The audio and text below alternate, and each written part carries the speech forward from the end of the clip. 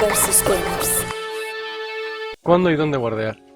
Este apartado puede ser bastante difícil, pero yo creo que si se explican bien las bases y se entiende, pues puede facilitarse bastante.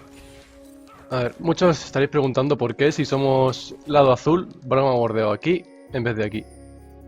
Vale, eso es bastante fácil de entender. Hay que tener básicamente en cuenta su jungla. O sea, los wards te protegen únicamente de su jungla porque si su medio está miso o lo que sea, te lo van a avisar y no hay ningún problema con eso.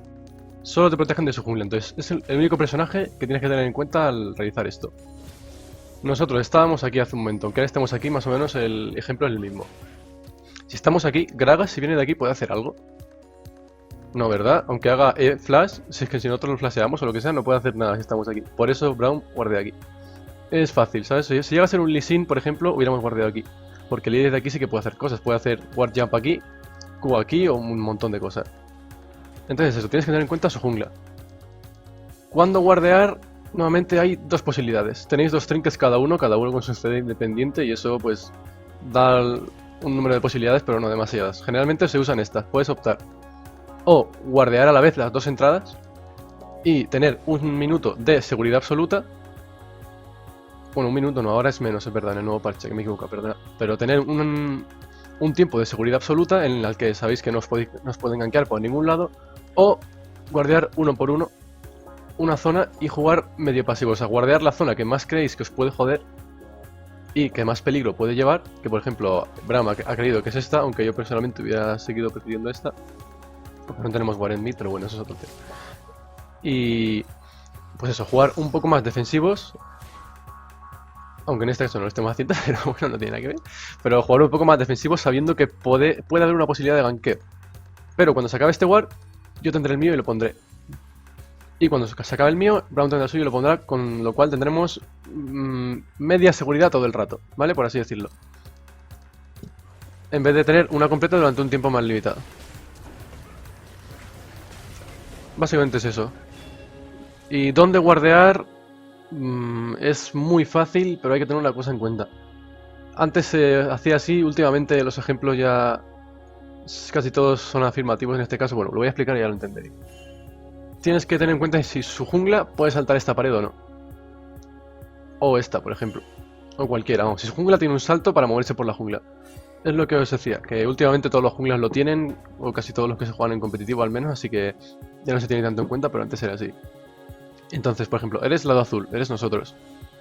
¿Dónde puede venir su jungla? ¿Por aquí? ¿O por aquí? Entonces es muy fácil. El ward lo quieres poner aquí. Pero precisamente si su jungla tiene salto, pues puede venirte por aquí mismo y no lo ves, así que tienes que avanzar el wall un poco más. En vez de ponerlo aquí, lo tienes que poner aquí. Aunque sea bastante difícil porque en la mayoría de situaciones no vas a poder dejar la línea durante tanto tiempo para guardear aquí. Vas a perder experiencia, creeps, presión de la línea y todo. Pero sería lo ideal. Y la mejor situación es la que tú guardeas aquí donde está este ping, siendo lado azul, siendo nosotros. Guardeas aquí y tu medio o tu jungla guardea aquí, exactamente aquí. O aquí, bueno, en verdad un poco igual, puede ser aquí también, aquí, aquí, cualquier lado por el que no te venga. Pero es lo que hemos dicho antes también, si tienes salto te pueden ir por aquí, entonces es lo que hay que tener más en cuenta. Si eres lado rojo, ese es donde es más difícil porque no puedes poner este guardia aquí, que te cubre todo, sino que tienes que poner uno aquí o uno aquí, que es el del medio. Si tienes estos dos, lo tienes básicamente cubierto. Si el del medio lo pone un poco por aquí, en esta zona, que vea un poco esto, porque su jungla tampoco va a hacer milagros para saltar de por aquí, ¿sabes? O sea, si tienes este guard aquí y este aquí, estás cubierto 100%. Pero si tienes solo este aquí, puede hacerte saltar por aquí, venir por aquí, o sea, puede hacerte mil cosas. Entonces muchas veces del lado rojo lo que se hace es poner el guard aquí y jugar defensivo, simplemente. Básicamente es eso. Si su jungla no tiene salto es facilísimo, o sea, porque al eliminar esta posibilidad básicamente es que hay una o dos. Y si tienes uno o dos trinkets, pues es muy fácil cubrirlo todo. Así que poco más. Cuando guardear es simple, o sea, intenta guardear cuando estés pusheado, cuando estés bajo tu torre, no hace falta guardear. O, bueno, si sospechas que te van a divear, pones este guard o yo que sé, poco más. Pero la cosa es, pues eso, divear cuando quieres jugar agresivo y tal. O sea, guardear, perdón. Y básicamente es eso, también jugar en función de lo que has guardeado. Si ves que no tienes wards, pues juegas más defensivo. Si ves que tienes wards y tienes seguridad, pues puedes jugar más agresivo e intentar plays. Pero vamos, es bastante fácil esto y no creo que haya ningún problema. Cuando un tirador o como lo quieras llamar es más fuerte. En este parche es muy fácil, en el anterior era más complicado podías tener, con Tristana por ejemplo, podías tener un Power Spike en el filo ¿cómo se llama en español? Bueno, el Ceal, pero ahora no, ahora es muchísimo más fácil. ¿Por qué? Porque los componentes de los objetos son más débiles, pero los objetos completados son más fuertes. Es decir, que tú tienes un Power Spike cuando te completas un objeto, básicamente. Es muy fácil. O sea, por ejemplo, os pongo un ejemplo muy fácil. Tengo esto, 15% de ataque speed, 20% de crítico y el move speed. Y esto, 15% de ataque speed y una pasiva que en este punto de la partida es vamos, inútil. ¿Qué pasa? Que cuando yo me complete el static o el fire cannon o lo que me quiera hacer, por 550 nada más de oro, 550, que no es nada, obtengo unos stats infinitamente mayores a lo que me acabo de gastar. Obtendré pues 10% de crítico, 3% de move speed, la pasiva de cualquiera de los dos objetos que está OP, o sea, va a ser un Power Spike básicamente. Por 550 de oro vas a tener a lo mejor 1100 de... pues eso, de valor de oro, o sea, de stats. ¿Me entendéis, no? Yo qué sé, es real lo mismo. Tiene 40 de daño de esto, 25 de daño de esto y 10% de CD. Cuando se complete el Essence River, por 1200 nada más, va a tener 10 más de daño. El CD, la pasiva que viene después, pero vamos, se cuenta básicamente. Y 20% de crítico y lo del mana. O sea que es que por un coste ínfimo tienes un montón de stats cuando te completas un objeto. En cambio, antes era prácticamente al revés en muchos casos, que completar un objeto casi ni te salía rentable.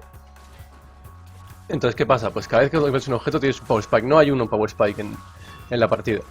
Hay muchos. Pues cuando te completas el filo, tienes un Power Spike. Cuando te completas el static, tienes un Power Spike. Cuando te completas el siguiente ítem, tienes un Power Spike. Es muy fácil. O sea, tienes un Power Spike siempre que te completes un objeto. Esto se aplica a los ADs, pero se aplica a la mayoría de roles. Aunque especialmente a los ADs, porque es lo que os he dicho. Los componentes son, pues, no malos, pero peores que antes, en el parche anterior, y los objetos completados son mejores. Entonces en los otros roles no pasa, eso sigue siendo un poco lo de antes, aunque los Power Spikes sigan siendo parecidos. Cuando te completas un objeto, es un Power Spike, estés en el parche que estés. Lo que pasa es que en este son muchísimo más acentuados por lo que os estoy contando. Y cosas a tener en cuenta luego, pues cuántos objetos necesita tu personaje para tener su Power Spike máximo de la partida mortal super ultra guay. Que por ejemplo en Vayne pues son los 3 ítems. Los 2 de Attack Speed y el filo, por ejemplo, si vas con esa build. Si vas con la de la Borg, son distintos.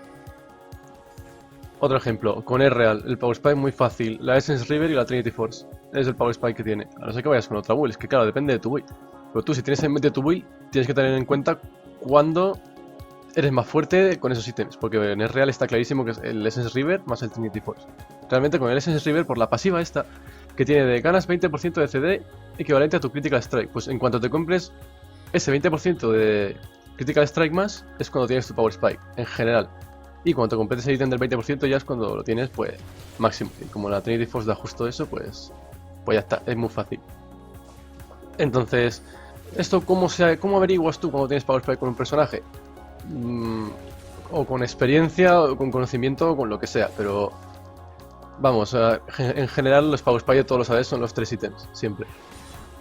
Aunque en este parche hay muchos que los tienen a los 2 y tal, pues Lucian, R-Real, porque van con builds distintas, no van con la build del IE más ítem de este, más BT o otro ítem y tal. Pero todos los ADs que se hagan la build del IE, más luego por ejemplo, Rapid Fire Cannon o el Static o lo que te hagas, eso es un Power Spike. Esos 2 ítems son un Power Spike, muy gordo en la partida, pero el grande viene en el tercer ítem. Si te haces la BT. Si te haces otro de estos, que es muy común ahora, hacerse otro ítem de Attack Speed, viene en el cuarto, cuando te haces la BT. O sea, ¿me entendéis, no? Porque esencialmente aquí lo que tienes es Attack Speed y crítico, pero ¿eso cuándo se ve más beneficiado? Pues cuando te compras AD. Entonces, cuando te compras AD, ¿cómo explicarlo? Pues te estás comprando AD, pero lo beneficias también del Attack Speed y del crítico. O sea, estás como comprándote más stats por menos oro y por eso es un Power Spike. No sé si os habrá quedado muy claro, lo he explicado lo mejor que he podido, pero básicamente, como resumen es pues que cuando te completes un objeto tienes un Power Spike y poco más. ¿Cómo posicionarte con el ADC? Este apartado es un poco obvio, casi estúpido, porque es que hay poco que se pueda explicar más que pues que se necesita práctica y básicamente es. O sea, el objetivo es muy obvio. Tú quieres hacer daño y no morir.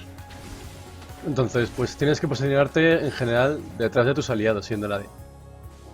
En general, pues tener en cuenta sus habilidades, tener en cuenta sus CDs si puedes, pero para tener en cuenta sus CDs tienes que haber jugado a esos personajes también. Que eso es una cosa que recomiendo bastante, que es jugar otros roles en solo Q, que no lo recomienda mucha gente, pero yo creo que para tener en cuenta más o menos los CDs de otros personajes y tal está muy bien. Entonces, pues es que básicamente es eso, no sé muy bien qué más puedo explicar. ¿Quieres pegar sin ser pegado? Como la mayoría de sus frontlines siempre son melees, eso es muy fácil. O sea, tienes que mantener el rango máximo de tu personaje, pegar desde el rango máximo, en caso de Vayne 550, pues pegar siempre de 550 de rango, nunca acercarte más de la cuenta. Y no estar en rango de sus habilidades. Por ejemplo, yo que sé, aquí pues obviamente tengo mucho miedo porque como me acerque demasiado me hace flash el Lulu y ya aunque me ponga ISO o haga lo que sea, es que estoy muy jodido. O pues el flash de Gragas, aunque en este caso no tenga, muchas cosas. Muchas cosas pueden pasar de las que hay que tener mucho cuidado. Y también pues aquí por ejemplo, aquí ya puedo pegar más porque es que es cuando tenemos ventaja en la pelea. Cuando tenemos desventaja es cuando hay que tener mucho más cuidado. Aquí muero como una perra, pero no pasa nada. Lo que quiero decir... Mmm, es muy difícil explicar esto. Debes básicamente priorizar tu vida, intentar que si tiene una skillshot o algo, ponerte detrás de un aliado o esquivarla. Si puedes esquivarla y que no le da a nadie, mejor, pero si no tienes más remedio, pues te pones detrás de un aliado y que se la coman ellos.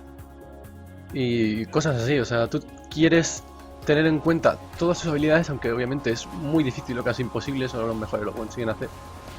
Y estar siempre pendiente de los rangos de todas sus habilidades. Pues yo que sé, estás aquí y tú estás pendiente de que el rango máximo de real llega hasta aquí, pues te mueves acorde a eso.